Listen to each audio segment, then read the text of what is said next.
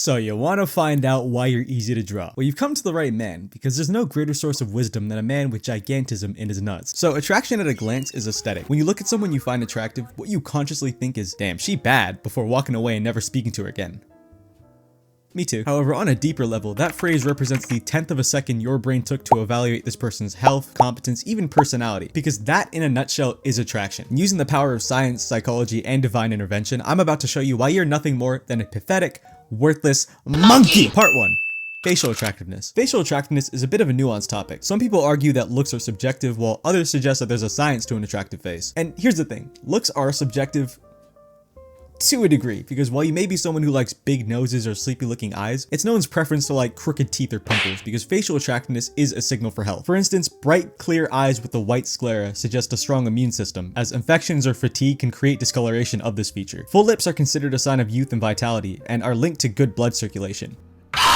And studies show that people with symmetrical faces are often perceived as more attractive because on an evolutionary level, symmetry can indicate fewer genetic mutations and better overall development of your face. Facial averageness is another indicator, but not average in terms of 5 out of 10, average in terms of combining all the faces of one demographic throughout history, because the resulting face is believed to signal a lower likelihood of genetic abnormalities. The reason the average nose is the average nose is because it's a size and shape that survived countless sucks and fucks, meaning the familiarity of average features makes them less risky to pass on to offspring. But this doesn't mean that non-average faces can't be attractive. There's plenty of people that don't exactly resemble the average face for their ethnicity and are still attractive, because attraction is health. Health is youth. Because the younger you are, the more fertile you are. So beauty is youth. Calm down, Drake!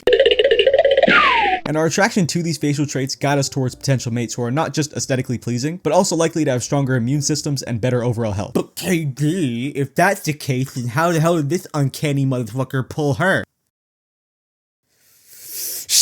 Part 2.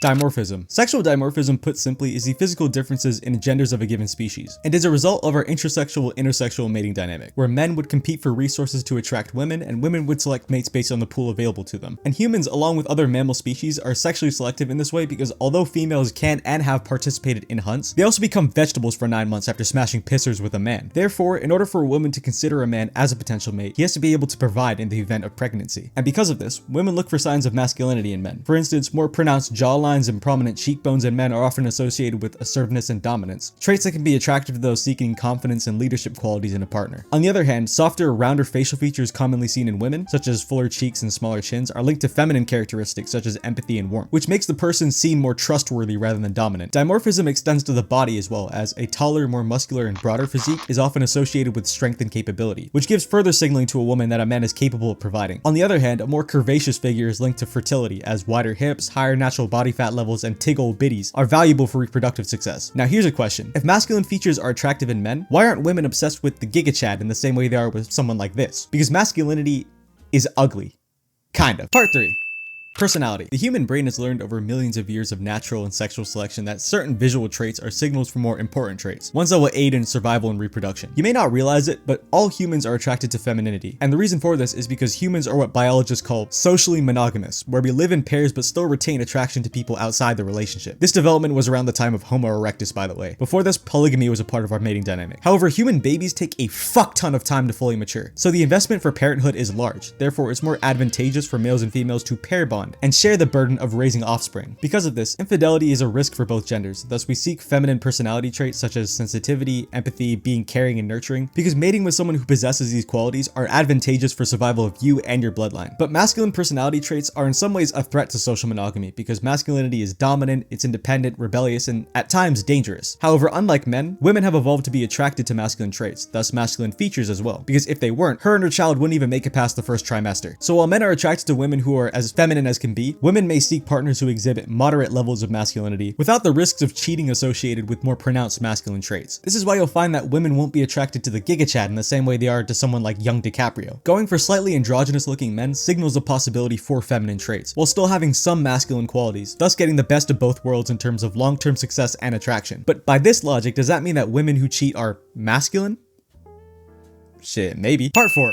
Ego. Ego in short form is your conscious self-image and self-esteem. Ego may not be exclusive to men or women, however, the traits associated with healthy ego, such as self-confidence, assertiveness, and charisma, are all more attractive in men because they are masculine qualities that signal competence and capability. However, excessive ego can have the opposite effect, because when self-confidence becomes arrogance, you become a risky option to have children with. The self-verification theory suggests that people will go for mates that confirm their self-image. This means that if you have an inflated self-image, you may feel you deserve better than a partner who doesn't meet your grandiose expectations. This can cause unsettlement for both parties, as the breakdown of intimacy caused by unhappiness can further damage your attraction for one another. There's also a danger with fragile ego, as insecurity may lead to cheating as a way to validate their self-worth and boost their self-image. Therefore, a healthy amount of the quote masculine traits that ego provides is necessary for both genders, as having confidence in yourself as well as your partner is essential for long-term attraction. And without it, relationships become more about self-validation than about parenthood or intimacy. So with this all being said, does this mean that if you're not born a perfect 10, life has no meaning and you should just stop showering, stop having goals, and just end it all? No, not really. In fact, even after spending a month fiercely studying evolutionary theory and every ugly, shallow aspect of human nature, I still think that fixating on your appearance is somewhat bullshit for many reasons. For one, hyperfixating on your appearance neglects like 50% of being a human, which is the fact that we have developed brains with morals, self-awareness, and the ability to drown out the halo effect. Because if you think about it, the assumptions that we make about attractive people versus unattractive people are very easy to understand in this context. Humans back in the day witnessed that less attractive, therefore less successful people would have worse personalities, while the more successful, thus more attractive people would be hunting, living, fucking, they'd be much happier and much more confident, thus even more attractive. And because we evolved from a time where looks were just about everything you saw from a person, we've learned, internalized, and created the halo effect based on pattern recognition. And the pattern we learn from this is even observable now. Men who can't get laid become violent and hateful towards women, and women who can't hold down a relationship with who they want start saying shit like this. I think it's so hard for women to find a man that they're attracted to, I swear. Like, I used to settle, right? Like, in my early 20s, I was like, you know what? I'm not gonna get the person who I look at and I wanna like rip their clothes off. And while physical appearance undeniably plays a role in all else equal situations where there's an absence of deeper knowledge about a person's personality, like speed dating or a job interview, or most on topic, the fucking wilderness, in our modern society where we have the opportunity to interact more deeply and gather more comprehensive information about people, traits such as empathy, confidence, and emotional compatibility become more noticeable. Which leads into my second point. Thinking in this acoustic manner makes it seem like you have to be genetic perfection to even have a chance at life, when that really isn't the case, and there's psychology to support it. The familiarity principle, which essentially is your presence giving people the information that they can't obtain from looking at you, can drown out the assumptions we make based on appearance somewhat, because at the end of the day, humans develop attraction for the end goal of parenthood, and comfort, positive association, and a sense of closeness and intimacy are things people search for, and why we have evolved to assume these traits through appearance. And additionally, there's just so many factors at play that influence who you're attracted to, such as your needs in life, to your own self-image, to even just personal preference, that trying to hold all 8 billion people to a bunch of studies is pretty pointless, especially when you don't have any know-how on biology or human psychology, and you just take all this information at face value based on your experience. So the key thing to note is that as long as you check some of the boxes, as long as you're not completely screwed in all areas of life, personality actually has the ability to push out some of the importance of looks. Maybe not all of it, but a noticeable amount. But what I do know for 100% sure is that focusing on the unchangeable things about you will only worsen your self-image, stop you from actually making something worthwhile from your life, and just overall making you less attractive than you'd already be. And if you think otherwise, you're probably the type of person who looks for videos like these to validate your shitty self-esteem.